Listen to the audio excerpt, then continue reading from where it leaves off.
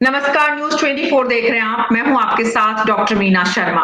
राजस्थान चुनाव के बेहद नजदीक पहुंच चुके हैं हम। 2023 की जंग के लिए अब किसी भी दिन अगले सप्ताह ऐलान हो सकता है और चुनावों की घोषणा से पहले ही राजनीतिक दलों ने तैयारी शुरू कर दी है। तैयारी टिकट वितरण की और टिकट वितरण की तैयारी के साथ ही मौजूदा विधायकों से लेकर उम्मीदवार जो प्रत्याशी हैं, सबकी धड़कनें बढ़ी हुई हैं। इन बढ़ी हुई धड़कनों के बीच क्या कुछ तैयारी चल रही है मौजूदा विधायकों की? क्या उनके विधानसभा क्षेत्र के मुद्दे हैं और क्या कुछ चल रहा है उनके दिल में, दिमाग में, जहन में, जनता के बीच? इन्हीं सब की जानकारी के लिए लेकर आए हैं हम राजस्थान विधानसभाओं की हर सीट को लेकर सिलसिलेवार विधानसभा की कहानी, विधायक महोदय की जुबानी। आज हमारे साथ विधानसभा अजमेर की जो है, अजमेर विधानसभा दक्षिण, वहां की विधायक अनीता भदेल हैं। 4 बार से विधायक हैं और 5वीं बार की मजबूत दावेदार हैं टिकट के लिए। टिकट मिलेगी, नहीं मिलेगी? अगर मिलेगी तो क्यों? नहीं मिलेगी तो क्यों? ये तमाम सवाल हैं जिनके जवाब हम जानेंगे। साथ ही हम समझने की कोशिश करेंगे कि उनके विधानसभा क्षेत्र के कौन से ऐसे मुद्दे हैं जो उनके लिए इस विधानसभा में चुनौती बन सकते हैं। सत्तारूढ़ दल की तैयारी, उनके काम विधानसभा में और विपक्ष में रहते हुए विधायक का व्यवहार, सब कुछ मायने रखता है। अनीता भदेल जी, स्वागत है आपका हमारे इस खास कार्यक्रम में। और आज स्वागत करते हुए शुरुआत करना चाहेंगे आपके विधानसभा क्षेत्र, अगर हम बात करें अजमेर की, तो अजमेर दक्षिण में आपकी पिछले 5 साल, क्योंकि 5 साल होने वाले हैं, विपक्ष के विधायक के रूप में आपकी उपलब्धियां क्या बता सकती हैं आप जनता को?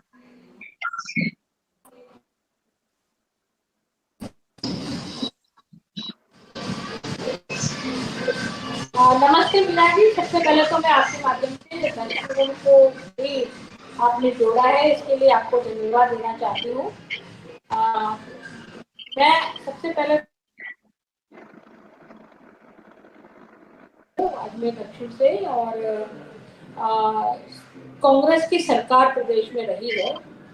कांग्रेस की सरकार ने जितने वादे किए थे उनको पूरा नहीं किया। हमने समय समय पर कांग्रेस को और प्रशासन को मजबूर किया कि वो जो काम है उनको पूरा करें, और उनको करने के लिए मजबूर किया, और उसी के कारण से वो कुछ काम जनता के पक्ष में करा पाए। हालांकि अपराध और कानून की दृष्टि से प्रदेश के आज बहुत बुरे हालात हैं।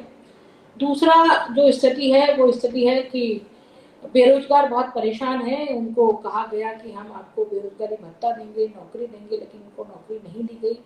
किसानों को कर्जा माफ करने के नाम पर 19,000 से अधिक किसानों की जमीनें नीलाम हो गई। तो मैं इतना कह सकती हूँ कि कांग्रेस सरकार की भ्रष्टतम नीतियों और जो उनका प्रशासन रहा है उसको हम जन जन तक लेके गए, जन जन तक हमने पहुंचाया है। और कुछ जो स्थानीय समस्याएं हैं उन स्थानीय समस्याओं के समाधान संघर्ष भी किया है।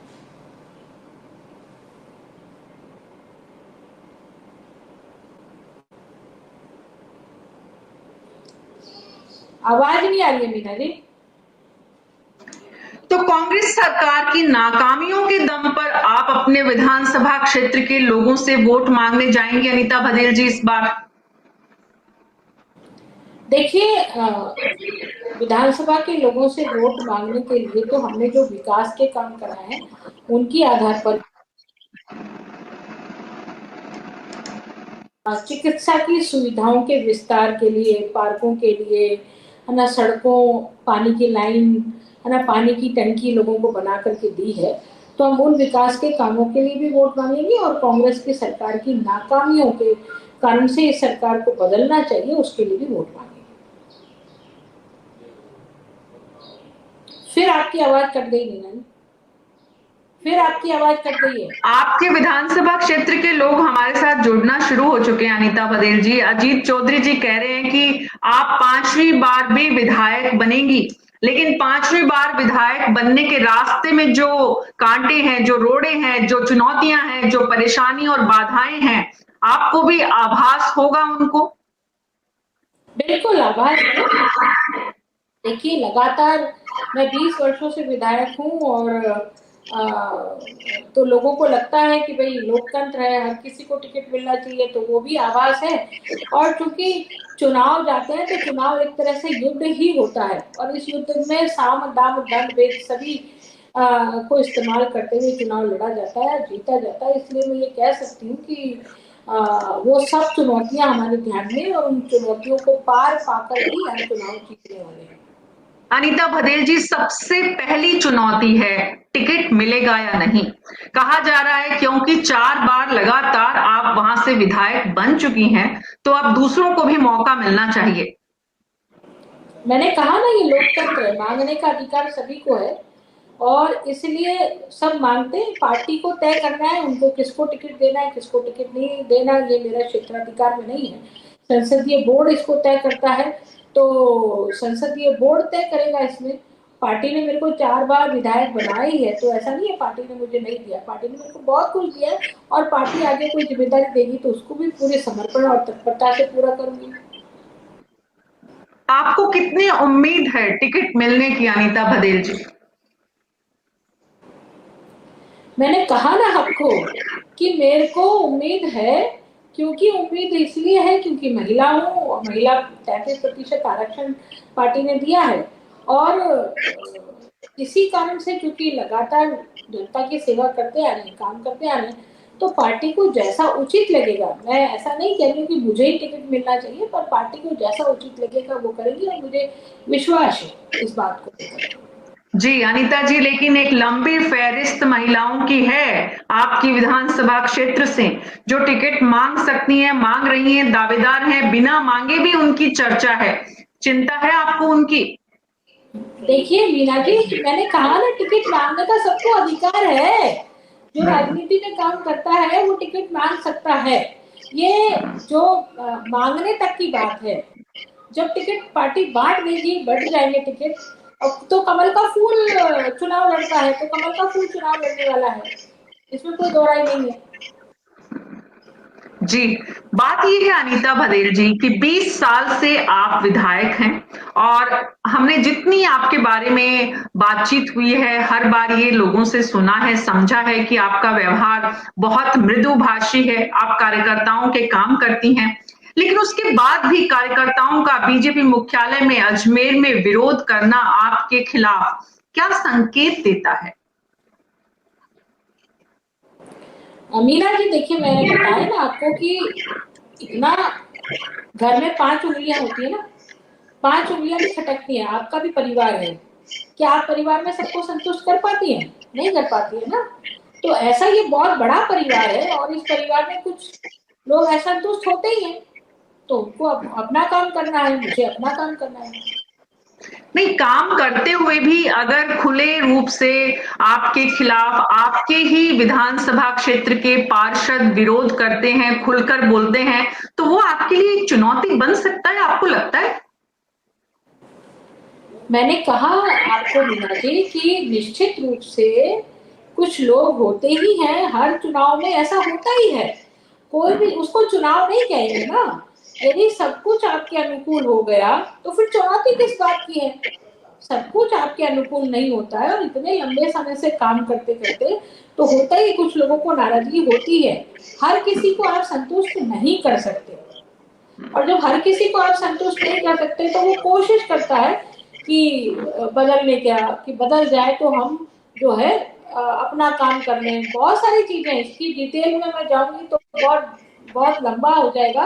इसलिए कौन लोग गए हैं, क्या लोग गए हैं, उनको तो मैं अच्छे से जानती हूँ, व्यक्तिगत रूप से जानती हूँ, क्योंकि कल की घटना है तो मुझे आज तो जानकारी हो ही गई है। उनके बारे में हमारा शहर भी जानता है और जनता भी जानती है।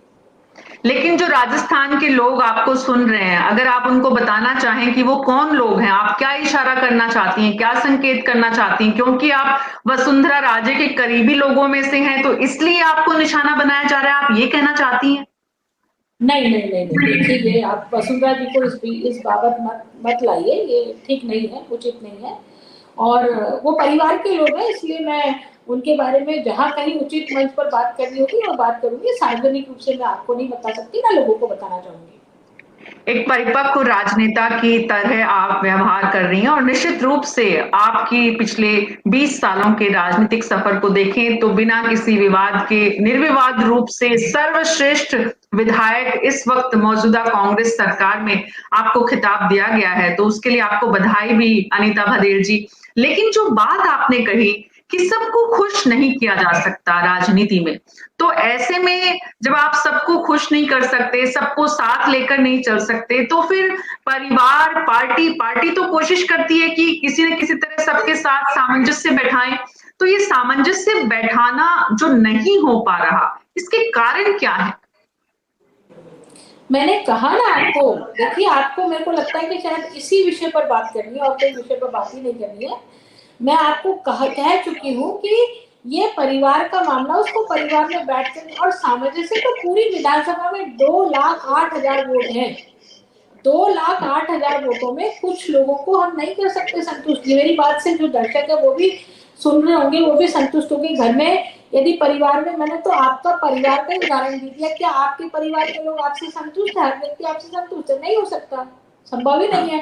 कोशिश, परिवार का मुखिया कोशिश करता है सबको संतुष्ट रखने की, सबको साथ लेकर के चलने की, है ना, पर फिर भी परिवार के मुखिया नहीं, मम्मी पापा तो इसको ज्यादा प्यार करते हैं, मुझे प्यार नहीं करते, इसको ज्यादा दौलत दे दी, मुझे कम दौलत दे दी, ऐसा होता है ना। तो बस यही बात है।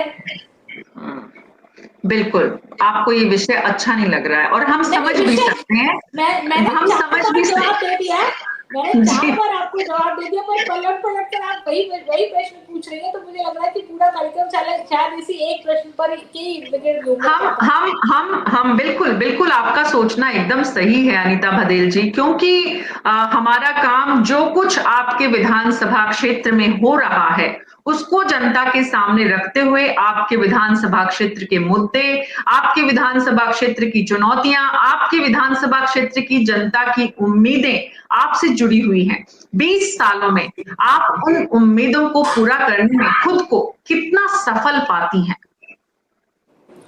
देखिए मीना जी, मैं एक महिला हूँ, है ना, और महिला के नाते से मैं 20 साल तो एमएलए रही हूँ। 3 साल मैंने एज ए नगर परिषद के चेयरमैन का भी काम किया है। तो मुझे सक्रिय राजनीति में 23 ईयर पूरे हो गए अगस्त में।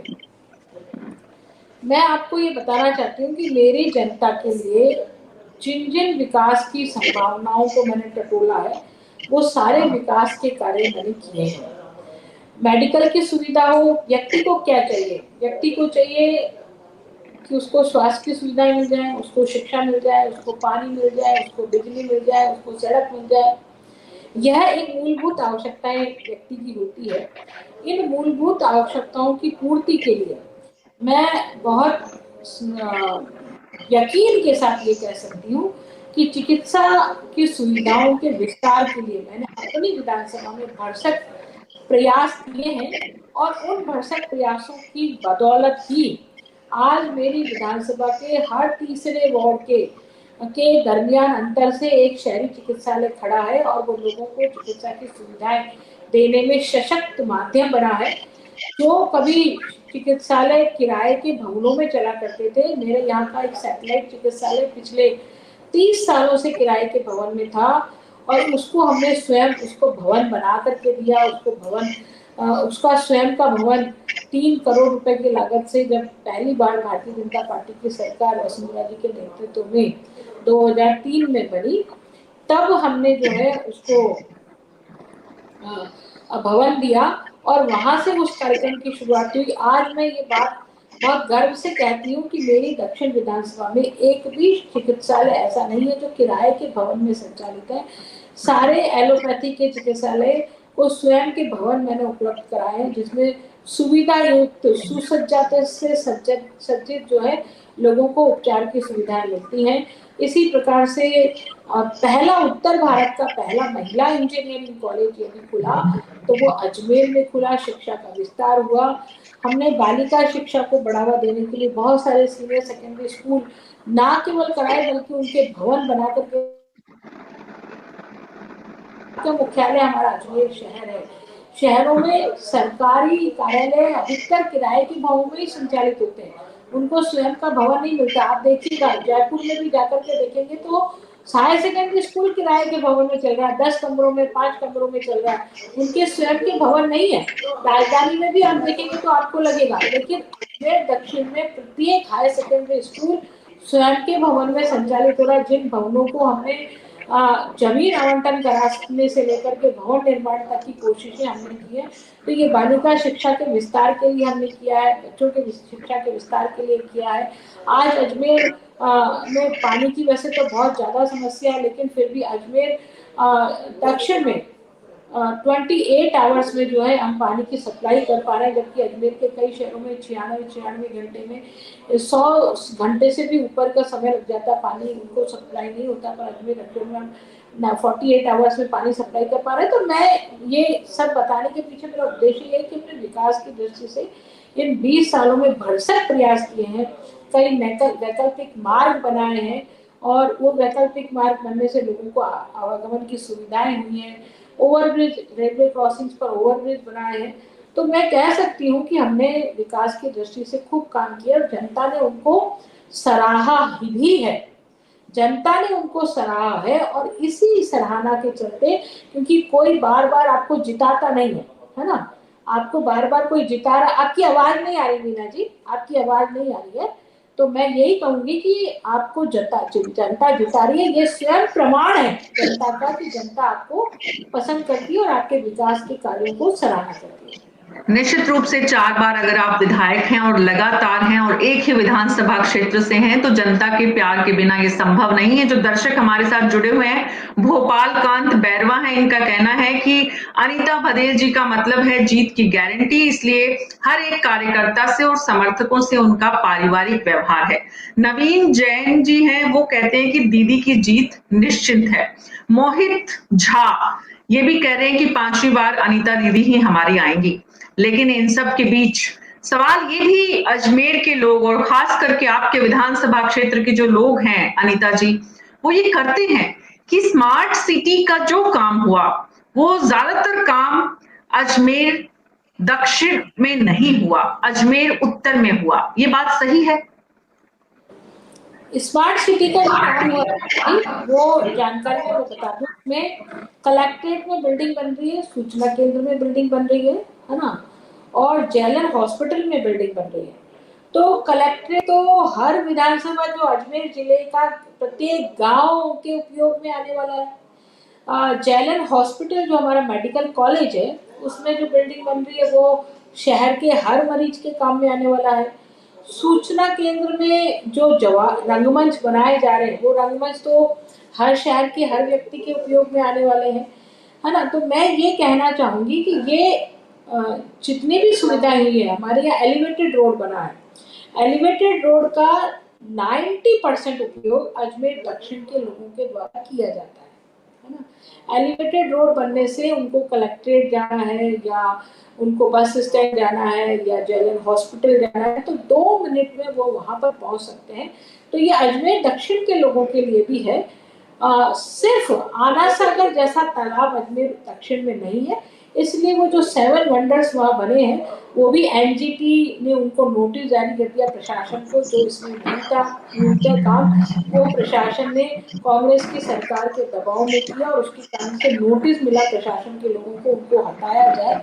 तो वही काम जो अवैध काम थे वो अजमेर दक्षिण में नहीं हुए, बाकी सब उपयोग जो है अजमेर दक्षिण की जनता उनका ही कर रही है। जी, तो अनीता जी 2023 के इस चुनाव में विधानसभा में आप जब जाएंगी लोगों के बीच वोट मांगने, तो एक तो आपने कहा कि सरकार की नाकामियां जो है वो बहुत बड़ा मुद्दा है, लेकिन एक आपका सपना भी आपके विधानसभा क्षेत्र के लिए, आप वो कौन से काम इन अगले 5 सालों में करना चाहेंगी अगर आपको टिकट मिलता है और अगर आपकी सरकार बनती है? देखिए, यदि मुझे टिकट मिलता है और मैं विधायक का चुनाव जीतती हूँ, तो हमारी सरकार बनने पर सबसे बड़ी हमारी जो यातायात की समस्या है, आज हमारे विज्ञान नगर पर रेलवे क्रॉसिंग है, हमारे जॉन्सगंज पर जो रेलवे क्रॉसिंग्स है, उन क्रॉसिंग्स को खत्म करते हुए हम सबसे पहले उन पर ओवरब्रिज बनाने का काम करेंगे, ताकि विधानसभा जो हमारी 3 टुकड़ों में बटी हुई है अलग अलग रेलवे लाइनों की वजह से, उनको एक कॉम्पैक्ट एरिया में बदला जा सके। ये मेरी पहली प्राथमिकता रहेगी। और उसके बाद में हम 48 आवर्स में पानी सप्लाई कर रहे हैं, तो मेरी कोशिश रहेगी कि हम 24 आवर में पानी की सप्लाई कर सकें, लोगों को पेयजल उपलब्ध करा सकें। तो ये 2 मेरी मूलभूत रूप से प्राथमिकता रहने वाली है। जी, आप अनीता बघेल जी, आपके जीवन में राजनीति में जो आपका आने का जो फैसला था, आप बताएंगी बतौर महिला, क्योंकि बहुत मुश्किल है इस देश में महिलाओं का राजनीति में आना और सफल होना। राजनीति में पढ़ी लिखी और खुद के दम पर जो महिलाएं आगे बढ़ी हैं, जिन्होंने अपना एक मुकाम हासिल किया है राजस्थान की राजनीति में, आप उन कुछ चेहरों में से हैं। आपकी राजनीतिक बुनियाद आपने खुद तैयार की। हालांकि कहने को ये भी कहा गया कि जो लोग राजनीति में आपको लाने वाले थे, खास करके आपके ही यहाँ से आने वाले वासुदेव देवनानी के लिए भी ये कहा जाता है कि पहले वो खुद आपके समर्थकों में थे, फिर विरोधी हो गए। लेकिन मैं आपकी बात समझती हूँ, राजनीति में जैसा कि आपने कहा कि घर परिवार में अलग-अलग मत के लोग होते हैं, लेकिन बतौर महिला कितना चुनौतीपूर्ण ये सफल रहा? देखिए, जो समाज है वो पुरुष प्रधान समाज है, और जब महिलाएं कोई से भी क्षेत्र में, मैं सिर्फ राजनीति की बात नहीं कर रही हूँ, राजनीति के अलावा किसी भी क्षेत्र में महिलाएं बाहर निकलती है, मैं आपका उदाहरण दूं, पत्रकारिता में यदि महिलाएं बाहर निकलती है तो चैलेंज तो है ही है। लेकिन मैंने ये भी देखा कि वही समाज, वही परिवार आपको सपोर्ट करता है। परिवार के सपोर्ट के साथ में यदि आप बहुत धैर्य के साथ धीरे धीरे आगे बढ़ती रहेंगी और अपने काम को बहुत समर्पण भाव से, देखिए आपका काम भी ईमानदारी से और समर्पण भाव से होना चाहिए। यदि आपने काम को ठीक किया तो काम की सराहना सब जगह होती है, मेहनत का कोई विकल्प नहीं है। आप जितनी मेहनत करेंगे उतना ही आप आगे बढ़ेंगी। तो ये सब चीजें जो है चुनौती होने के बावजूद भी आपको सफल बनाती है, और मुझे लगता है कि मेरी सफलता के पीछे जो मेरी मेहनत है वही एक सबसे बड़ा कारण बनी है। जी, निश्चित रूप से मेहनत के बिना सफलता हासिल करना नामुमकिन है। आपके कुछ और जो विधानसभा क्षेत्र से जुड़े हुए लोग हैं, उनकी प्रतिक्रियाएं मैं आपको सुनाती हूँ। प्रदीप कुमावत हैं जो कि बोल रहे हैं दीदी की जय हो। साथ ही हेमंत जी हैं जो कह रहे हैं कि 5 बार एमएलए साहब, यानी कि वो 5वीं बार आपकी जीत को सुनिश्चित कर रहे हैं। लेकिन एक बार की अगर हम ये माने, क्योंकि पार्टी में ये चर्चा है, बहुत सारे पैरामीटर्स इस बार तय किए गए हैं, क्या आप इस चीज के लिए, इस बात के लिए भी तैयार हैं? अगर पार्टी आपको विधानसभा का चुनाव नहीं लड़ाती है, तब भी आप इसी मेहनत के साथ, इसी अजमेर में उसी शिद्दत के साथ पार्टी की सेवा करेंगे? मीना जी, एक बात मैं बताती हूँ, मैं अक्सर ये बात कहती हूँ, अनीता बघेल कौन है? कौन है अनीता बघेल? आज एक विधायक है। ये विधायक की पहचान आपको किसने दी है? मैं अनीता बघेल के नाते से यदि किसी के पास मिलने जा रही हूँ, वो मुझे पहचान रहा है, तो ये मेरी पार्टी की बदौलत है ना। लोग ये अक्सर भूल जाते हैं कि जो पहचान उनको मिली है वो उनकी पार्टी की वजह से मिली है, कमल के फूल की वजह से मिली है। कमल के फूल के कारण से ही मैं यहाँ तक पहुंची हूँ।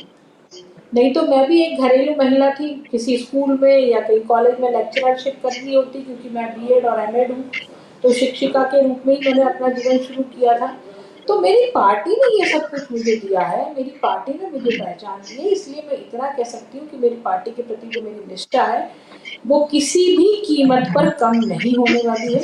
मैं उतनी मेहनत से पार्टी का काम करती रहूंगी, जिंदगी भर करती रहूंगी जो मैं आज कर रही हूँ। जी, अनीता जी, बहुत समझदारी जो है आपकी राजनीति में, वो लगातार रिफ्लेक्ट होती है और आज भी आप उसी का परिचय दे रही हैं और सच में आप बधाई की पात्र भी हैं। लेकिन अनीता बघेल जी, सवाल ये भी है कि जिस तरह से राजनीति में महिलाओं के साथ व्यवहार होता है, खास करके बीजेपी तो बहुत आज महिला शक्ति वंदन, नारी शक्ति वंदन अधिनियम के जरिए एक पूरी लोकतांत्रिक क्रांति की जो बुनियाद हिंदुस्तान ही नहीं बल्कि पूरी दुनिया में देश के प्रधानमंत्री ने रखी है। आपको लगता है कि इससे महिलाओं की सोच में, क्योंकि आपने खुद कहा कि महिलाओं के लिए हमारा समाज आज भी तैयार नहीं है, आपको लगता है कि इस अधिनियम के बाद आपके प्रति भी जो आपके वोटर हैं, जो लोग हैं, उनकी सोच में कोई बड़ा बदलाव आएगा?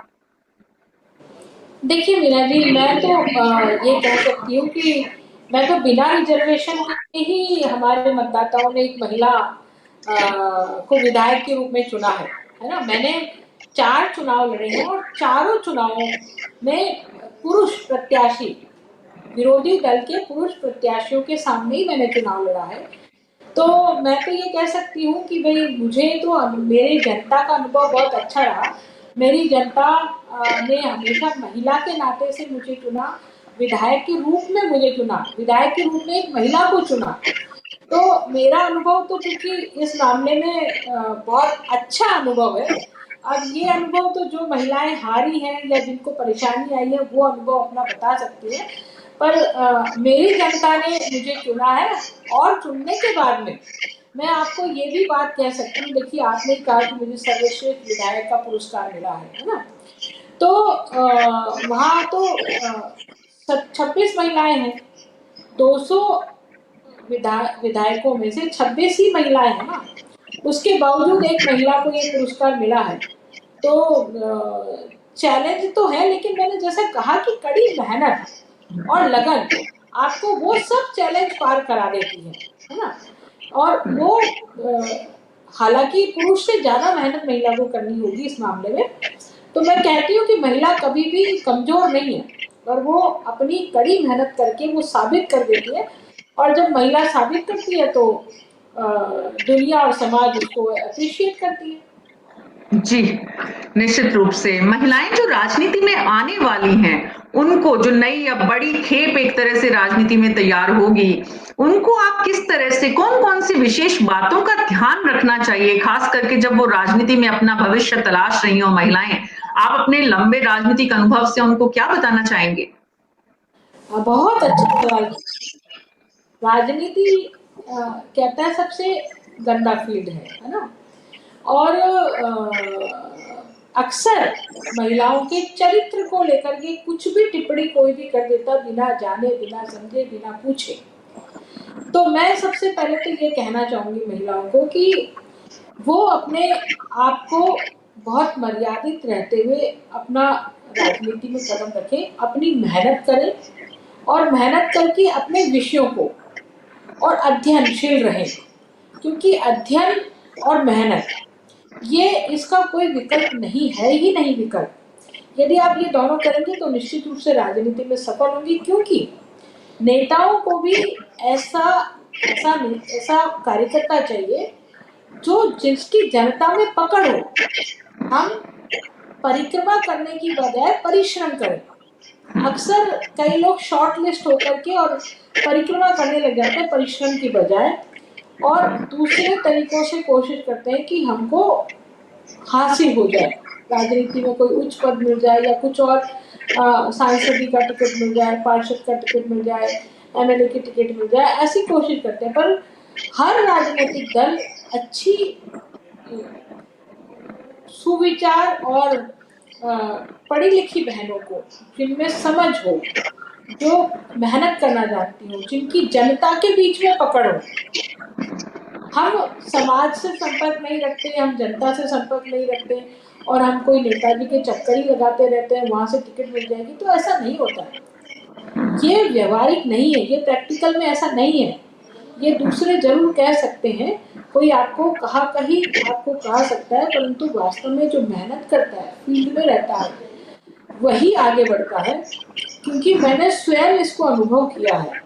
और मैं आपको बताती हूँ, कोई राजनीतिक आका पकड़ने की आपको जरूरत नहीं है कि कोई आपका राजनीतिक आका होगा तभी आपको टिकट मिलेगी। मैं आपको बताती हूँ, मेरा कोई राजनीतिक आका राजनीति में नहीं है, कोई परिवार का राजनीतिक आका नहीं है ना। उसके बावजूद भी टिकट मिली और लगातार से 4 बार मिली। मतलब लगातार ही दे रही है ना पार्टी तो मुझे, तो लगातार दे रही है पार्टी, और पार्टी दे रही है तो मैं चुनाव लड़ पा रही हूँ। यदि पार्टी ना देती तो मैं चुनाव नहीं लड़ पाती, पर पार्टी दे रही है मुझे, तो कुछ तो देखा होगा उन्होंने। मेरा सांवला सा चेहरा है, दांत भी मेरे ठीक नहीं है, थोड़े हल्के से ऊंचे हैं, शक्ल सूरत मेरी अच्छी नहीं है देखने में, लेकिन पार्टी फिर भी मेरे को बार बार प्रत्याशी बना रही है ना। तो शक्ल सूरत अच्छी होना जरूरी नहीं है, राजनीति में आप कैसे काम करती हैं, कितनी मेहनत करती हैं, लोग आपके कितने साथ खड़े हैं, क्या आपने वास्तव में जनता के मुद्दों के साथ उनको बस सहृदयता से महसूस किया है, उनका समाधान करने की कोशिश की है क्या? ये बहुत जरूरी है। जी, अनीता जी, इतनी अच्छी बातें करती हैं आप, इतनी सुंदर बातें करती हैं। बातें सुंदर होना जरूरी है, मन सुंदर होना जरूरी है। शरीर तो अपने आप फिर सुंदर दिखता है, वो आपके चेहरे में रिफ्लेक्ट होता है। बहरहाल मुद्दा जो इस वक्त पार्टी के भीतर चल रहा है, अनीता बदेल जी, पूरे देश में इस वक्त सिर्फ एक ही चर्चा है, वसुंधरा राजे का क्या होगा। वसुंधरा राजे को पार्टी ने दरकिनार किया है। पार्टी में जब शीर्ष नेतृत्व में इस तरह की टसल होती है, क्लेश होता है, तो आप जैसे जो पार्टी के निष्ठ, कर्तव्यनिष्ठ जो नेतागण हैं, उन पर इसका क्या असर पड़ता है? देखिए लीना जी, मैं आपको बताती हूँ कि ये पार्टी के नेतृत्व का विषय है, ये हम जैसे छोटे कार्यकर्ताओं का विषय नहीं है ना। जब हमारे स्तर का विषय होगा तो हम बात करेंगे, ये हमारे स्तर का विषय ही नहीं है, तो इस पर बात करना या कोई टिप्पणी करना मुझे लगता है कि उचित नहीं है। बिल्कुल, आपकी बात समझ में आती है, आपका ये कहना भी समझ में आता है कि आपकी टिप्पणी करना उचित नहीं है। लेकिन मेरा जनता के लिहाज से, कार्यकर्ता के लिहाज से, हमारे दर्शकों के लिहाज से, पार्टी के लिहाज से ये समझना चाहती हूँ, और आप प्लीज इसको अन्यथा मत लीजिएगा कि आप दोबारा उस बात को कर रही हैं अलग शब्दों में। लेकिन मैं ये जरूर समझना चाहती हूँ कि जब पूरे देश में पार्टी के शीर्ष नेतृत्व में राज्य के स्तर पर और केंद्र के स्तर पर एक बहुत ही ऐसी स्थिति है जो अच्छी नहीं कही जा रही है, और उसको लेकर लगातार बातें हो रही हैं, तो क्या पार्टी का कार्यकर्ता उससे डिमोरलाइज होता है, या फिर आपने कहा अपने लक्ष्य की तरफ बढ़ते चलो और दूसरी बातों पर ध्यान मत दो? नहीं नहीं, मैंने तो ऐसा तो नहीं कहा कि अपने लक्ष्य की तरफ बढ़ते चलो दूसरी बातों पर ध्यान न दो, मैंने ये तो अल्फाज कही नहीं है। मैं आपको ये कह रही हूँ कि पार्टी का नेतृत्व कुछ जो कुछ भी सोचेगा अच्छा ही सोचेगा। वसुंधरा राजे जी हमारी सम्मानीय हैं, थी और आगे भी रहेंगी। वो हमारी राष्ट्रीय उपाध्यक्ष है, 2 बार की प्रदेश की मुख्यमंत्री हैं। तो मैं ये कह रही ये उच्च लेवल के नेतृत्व का विषय है, उनकी उनसे क्या बातचीत हुई है ये वो अच्छे से जानती हैं, इसलिए उसी लेवल पर ये बात हो तो ज्यादा उचित है। जी, बिल्कुल। और जब बात शीर्ष नेतृत्व के स्तर पर आ जाती है, तो आप जैसे लोग जो विधानसभा में आपके जो कार्यकर्ता आपके पास आते हैं, उनका जो अपने विधानसभा क्षेत्र के लिए जो डिमांड्स होती है, मांग होती है, वो पूरे करने की जिम्मेदारी आपकी होती है। आपके इस विधानसभा क्षेत्र की ऐसी कौन-सी मांगे हैं, जो स्पेसिफिक, जो आपको लगता है कि अब आपको पूरी करनी है? आपने बहुत सारी उपलब्धियां गिनाई, और निश्चित रूप से जो लोग आपको सुन रहे हैं, जो अजमेर के लोग आपको जानते हैं, वो निश्चित रूप से इस बात को स्वीकार करेंगे कि हाँ, ये वो सारी बातें हैं, ये वो सारे काम हैं। लेकिन उसके बाद भी निरंतर विधानसभा का काम होता है, तो उस निरंतरता में कौन से ऐसे काम अब आने वाले समय में आप करना चाहती हैं, जो आपका ड्रीम प्रोजेक्ट, आपको लगता है कि ये करने से मेरा राजनीतिक जो एक तरह से सपना है वो पूरा हो जाएगा? आपका राजनीतिक सपना समझना चाह रही हूँ मैं, अनीता बदेल जी, हमारे जो देखिए, दर्शक आपको सुन मैंने रहे हैं। पहले भी कहा आपको, अभी भी वही बात दोहराती हूँ कि मेरी विधानसभा रेलवे लाइनों की बिछायत के कारण से 3 अलग-अलग टुकड़ों में बटी हुई है। 3 अलग-अलग टुकड़ों में बटी होने के कारण से आवागमन की बहुत बड़ी एक ट्रैफिक की समस्या होती है। तो मेरा राजनीति का जो सपना है कि मेरी विधानसभा में जितने क्रॉसिंग्स हैं, लेवल क्रॉसिंग्स है, हर आधा 1 किलोमीटर पर चले जाओगे तो एक लेवल क्रॉसिंग मिल जाएगा।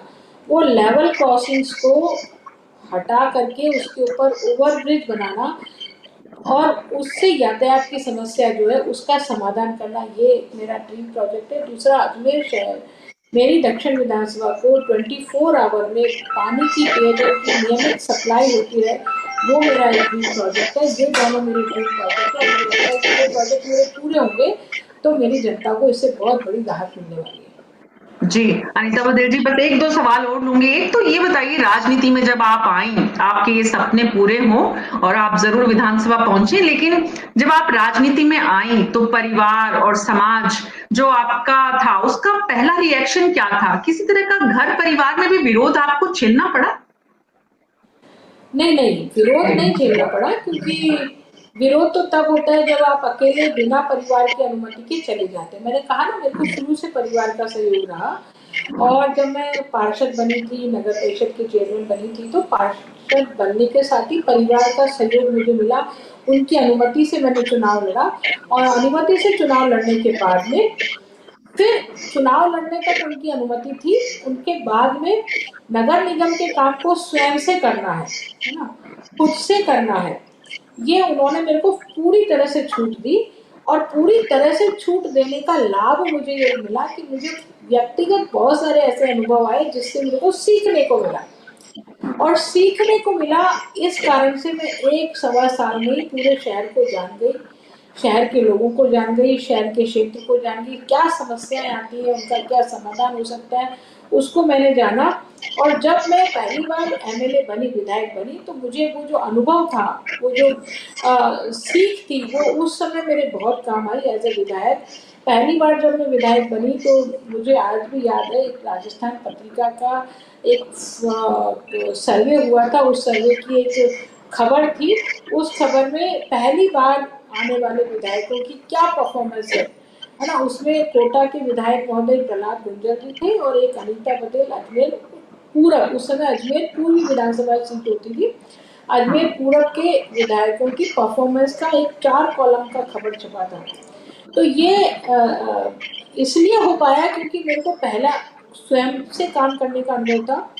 मैं स्वयं से काम करती थी, परिवार के सदस्य उसमें इन्वॉल्व नहीं होते थे, पति, पापा, वो इन्वॉल्व नहीं थे। वो खुद से मेरे को सारा काम करने के लिए उन्होंने प्रेरणा दी, उत्साहित किया, और उसके कारण से मैंने खुद से सारा काम किया। तो परिवार के लोगों का सहयोग मुझे रहा, और इस वजह से ये मैं 23 साल राजनीति के, सक्रिय राजनीति के मैं निकाल पाई। राजनीति बहुत टाइम टेकिंग भी है अनीता जी, और जो जितना टाइम जाता है उससे भी परिवार पर, बच्चों पर असर पड़ता है। कभी आपको लगा कि ये बहुत गलत फैसला हो गया, मुझे राजनीति में नहीं आना चाहिए था, बच्चों को समय नहीं दे पा रही, या फिर कभी किसी मोड़ पर जब राजनीतिक में बहुत सारे उतार चढ़ाव आते हैं, कभी थकान महसूस हुई आपको? होता है ऐसे। शुरू में जब मैं पब्लिक बिहेवियर कैसा होता है ना, भीड़ का बिहेवियर कैसा होता है, ये मैं समझ नहीं पाती थी। अचानक से लोग मिलने आते थे, और मिलते मिलते ही मुर्दाबाद के नारे लगा देते थे, हाय हाय के नारे लगा देते थे। अरे भाई, आप तो मिलने आए हो, आप समस्या लेकर के आए हो, अभी समस्या पर चर्चा ही हो रही है और आप पीछे से नारे लगाने लग गए। तो ऐसा बिहेवियर आपने पहले कभी देखा नहीं था। जब पहला आपने कभी ऐसा ऐसा बिहेवियर कभी देखा नहीं, तो एकदम से आप शॉक हो जाते हो, एकदम से आपके अंदर डर बैठ जाता है। फिर आप मिलना नहीं चाहते हो, क्योंकि आपको लगता है कि हर कोई व्यक्ति ऐसा आएगा, वही वही ऐसा व्यवहार करेगा। तो ये फेजेस आते हैं, है ना। राजनीतिक जीवन की शुरुआत में, मेरे जीवन में भी ये फेजेस बहुत आए। 3.5 साल तक लगातार ये फेजेस आए। पर मैंने जैसे कहा ना कि धीरे धीरे फिर आपकी समझ बढ़ती है, और आपको अनुभव लग जाता है, सीख हो जाती है कि कौन व्यक्ति कैसा व्यवहार।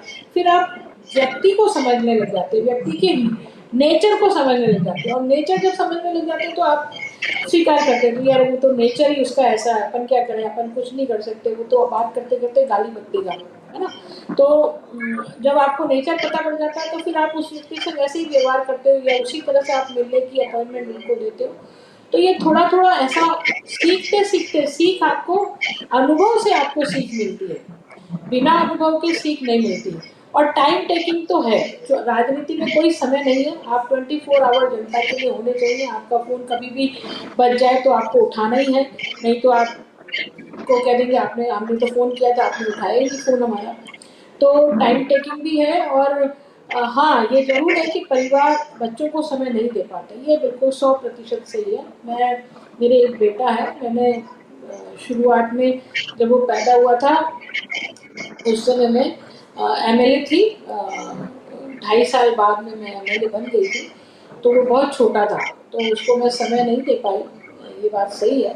परंतु मैं खुशनसीबी थी क्योंकि मेरा पूरा परिवार, मेरी 5 छोटी बहनें, मेरे मम्मी-पापा, मेरे दादा-दादी सब थे परिवार में, तो वो उसका बचपन बहुत अच्छे से बीता। पर अगर से कोई एकांकी फैमिली हो और बच्चा है और फिर आप राजनीति नहीं कर सकते, क्योंकि राजनीति तो आपको पूरा समय मांगती है आपसे। अनीता जी, आपने 20 साल राजस्थान विधानसभा में, बस आने वाले 3 महीने के बाद आपके 20 साल पूरे हो जाएंगे। राज्य की राजनीति को देखा है, केंद्र की राजनीति देखने का भी मन है? नहीं नहीं नहीं नहीं, राजस्थान की राजनीति देखिए, वहीं तक सीमित हूँ, केंद्र की राजनीति देखने का मन नहीं है। मतलब लोकसभा का चुनाव के लिए अगर आपको कहा जाए तो आप तैयार नहीं हैं? नहीं नहीं। क्योंकि इस वक्त जिस तरह से मध्य प्रदेश में सांसदों को विधानसभा के मैदान में उतारा गया है, तो निश्चित रूप से कुछ विधायक लोकसभा की तैयारी करेंगे, तो आप मानसिक रूप से उसके लिए तैयार नहीं है? नहीं, क्योंकि देखिए एक तो जिस सीट से मैं आती हूँ वो एक आरक्षित सीट है ना, और मैं आरक्षित वर्ग से आती हूँ, तो आरक्षित वर्ग से ही मुझे टिकट मिल सकता है। हमारे अजमेर की सीट आरक्षित नहीं है, तो नेचुरली जनरल व्यक्ति को टिकट मिलेगा, क्योंकि आरक्षित सीटों पे ही आप आरक्षित व्यक्ति को लड़ा सकते हैं, जनरल व्यक्ति को नहीं लड़ा सकते। तो फिर जनरल आदमी को आप कहाँ से लड़ाएंगे? जनरल को तो जनरल से ही लड़ाएंगे। तो इसलिए मेरा मन तो सिर्फ विधानसभा तक ही सीमित है। जी, आपका राजनीति में रोल मॉडल कौन रहा है या कौन है इस वक्त? देखिए, राजनीति में कोई एक व्यक्ति रोल मॉडल नहीं होता है ना? आपको हर व्यक्ति से कुछ ना कुछ सीखने को मिलता है, हर व्यक्ति आपको कुछ ना कुछ सिखाता है। भैरव सिंह जी शेखावत साहब थे, तो वो उनकी बातचीत का तरीका, उनका उनका मिलने का, बैठने का, वो आपके लिए एक रोल मॉडल थे कि वो कभी भी किसी के से भी मिल लेते थे। वसुंधरा जी थी, तो वसुंधरा जी का जो प्रशासनिक उनकी पकड़ है ना, और जिस तरह से वो प्रशासन में पकड़ रखती हैं, वो एक दूसरे को सिखाने वाली चीज़ है। हमारे बाबड़ा साहब थे, वो भंवर लाल जी शर्मा जी थे, तो सब लोगों ने कुछ ना कुछ सीखने को मिला है उनसे, हमारे पूर्व नेताओं से। तो एक व्यक्ति कोई आपका रोल मॉडल नहीं हो सकता राजनीति में। राजनीति के अलावा अनीता भदेल को क्या पसंद है, अनीता जी? देखो, राजनीति पसंद नापसंद की चीज नहीं है, पहली बात तो। और दूसरी बात, मैं शिक्षा के क्षेत्र मुझे बहुत पसंद है, बहुत ज्यादा पसंद है। यदि मैं राजनीति में नहीं आती तो 200% मैं अच्छी शिक्षक होती और बच्चों को पढ़ाने का काम कर रही होती। राजनीति पसंद और नापसंद का विषय कैसे नहीं है, ये भी समझा दीजिए जाते जाते।